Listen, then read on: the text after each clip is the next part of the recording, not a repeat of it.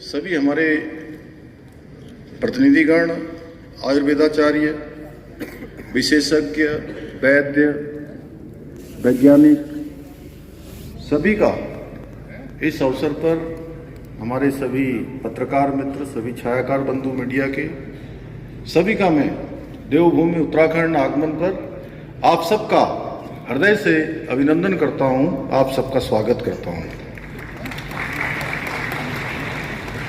और मैं आदरणीय प्रधानमंत्री जी का आभार व्यक्त करता हूं कि उन्होंने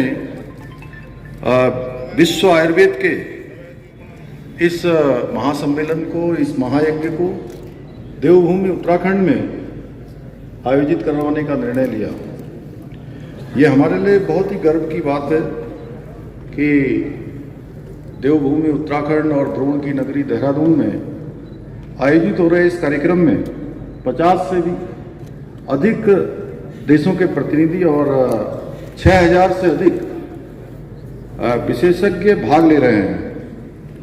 और यहाँ पर आरोग्य उत्सव में लगाए गए 250 से भी अधिक स्टॉल आयुर्वेद की वैश्विक स्तर पर जो स्वीकारता है उसका यहाँ पर प्रमाण दे रहे हैं। ये सम्मेलन आयुर्वेद के क्षेत्र में परस्पर ज्ञान साझा करने व विभिन्न शोध कार्यों को बढ़ावा देने के साथ साथ सहयोग और व्यापार के भी नए अवसरों को भी सर्जित करेगा, उनको भी बढ़ावा देगा। भाइयों बहनों, सभी जानते हैं कि देवभूमि उत्तराखंड योग और आयुष की प्राचीन काल से ये भूमि रही है। आयुर्वेद और औषधीय संपदा की प्रज्ञा भूमि रही है। हमारे प्रदेश में पाए जाने वाली औषधियाँ, जड़ी बूटियों ने आयुर्वेद को आरोग्य के आधारभूत तत्व के रूप में स्थापित करने में महत्वपूर्ण भूमिका निभाई है। भाइयों बहनों, आयुर्वेद विश्व की एक ऐसी विशिष्ट चिकित्सा प्रणाली है जो प्राचीन काल से ही मानव सभ्यता का आरोग्य सुनिश्चित करती आ रही है। आयुर्वेद के विषय में कहा जाता है कि आयुर्वेद वेदयति बोध्यति इति आयुर्वेद, यानी कि आयु रूपी जीवन का ज्ञान करवाने वाली और विज्ञान को ही आयुर्वेद कहा जाता है। आयुर्वेद मात्र जड़ी बूटियों और औषधियों तक ही सीमित नहीं है, बल्कि आयुर्वेद जीवन जीने की एक विशिष्ट कला है। और हम सब लोगों ने कोरोना महामारी के समय में ये बहुत नज़दीक से महसूस किया, जब दुनिया की अनेक विधाएं फेल हो गई थी।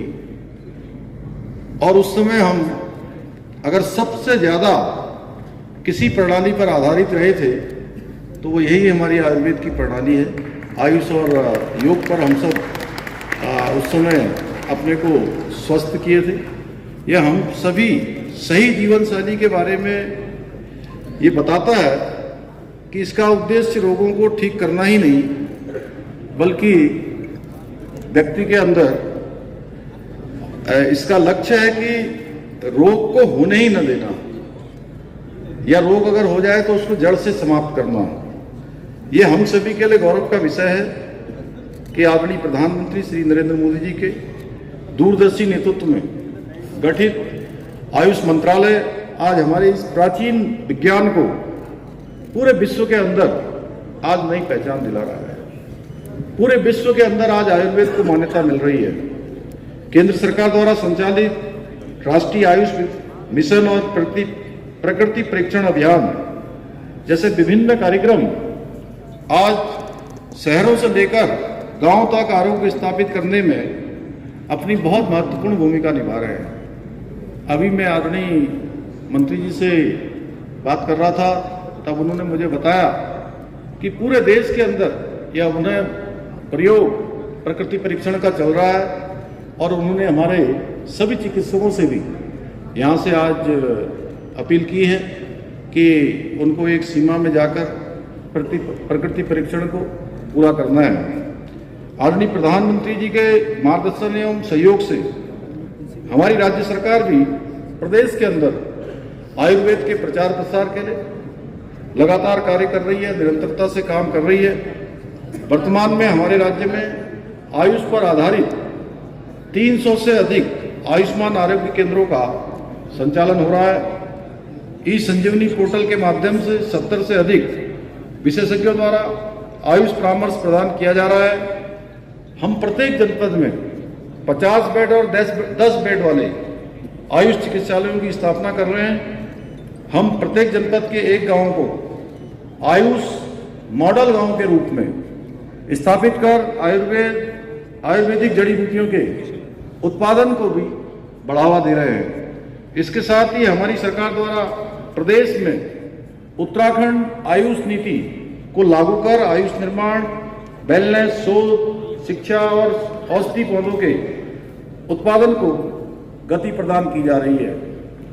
भाइयों बहनों, हमारी सरकार देश की प्रथम योग नीति को लागू करने की दिशा में भी कार्य कर रही है। जो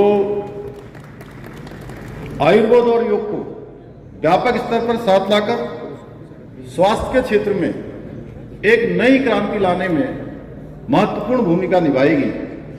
इसके साथ ही हमारी सरकार आगामी वर्षों में आयुष टेली कंसल्टेशन प्रारंभ करने के साथ साथ 50 नए योग और वेलनेस केंद्र स्थापित करने पर भी प्रतिबद्धता के साथ काम कर रही है। इतना ही नहीं, हमारी सरकार ने उत्तराखंड में अखिल भारतीय आयुर्वेद संस्थान की स्थापना के लिए आयुष मंत्रालय से अनुरोध किया है, जो आयुर्वेद शिक्षा और अनुसंधान के क्षेत्र में मील का पत्थर साबित होगा।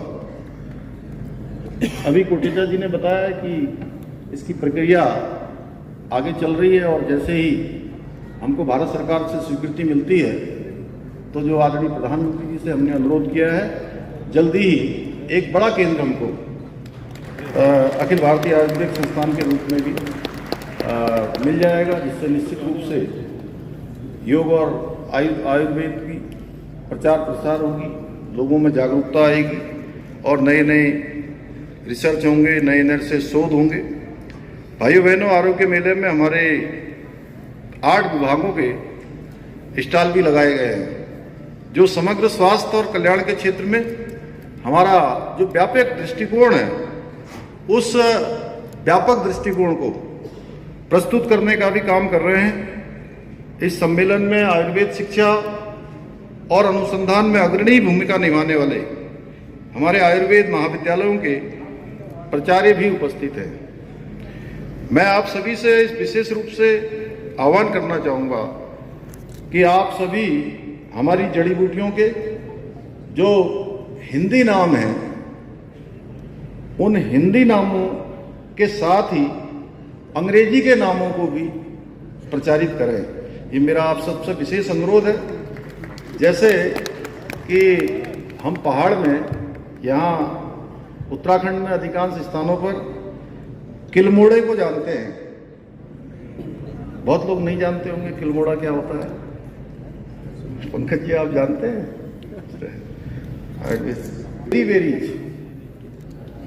बेरी वेरीज को अधिकतर लोग नहीं जानते हैं, माननीय मंत्री, जबकि इस नाम को पूरा विश्व जानता है और इससे दवाइयाँ बनती हैं। ऐसे ही अनेक हर्ब्स हैं जिनके नाम हमें अंग्रेजी में आने चाहिए, ताकि लोगों को उन जड़ी बूटियों को बाजार में ढूंढने में आसानी हो। विश्व आयुर्वेद कांग्रेस का इस वर्ष का विषय डिजिटल स्वास्थ्य एक आयुर्वेद दृष्टिकोण। यह निश्चित रूप से आयुर्वेद को डिजिटल युग से जोड़कर इसके लाभ को वैश्विक स्तर तक पहुंचाने में मददगार साबित होगा।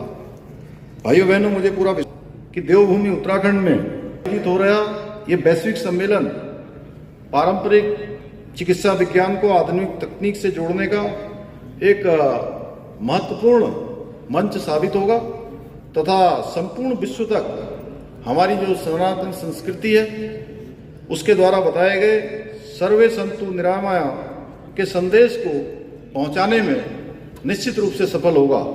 इसी विश्वास के साथ एक बार पुनः माननीय केंद्रीय आयुष मंत्री श्री प्रताप राव जागोर जी का, मंच पर उपस्थित सभी अतिथियों का, आए हुए दुनिया के सभी विशेषज्ञों का, वैद्यों का, अतिथियों का, मैं सम्मेलन में सम्मिलित होने के लिए सबका एक बार फिर हृदय से आप सबका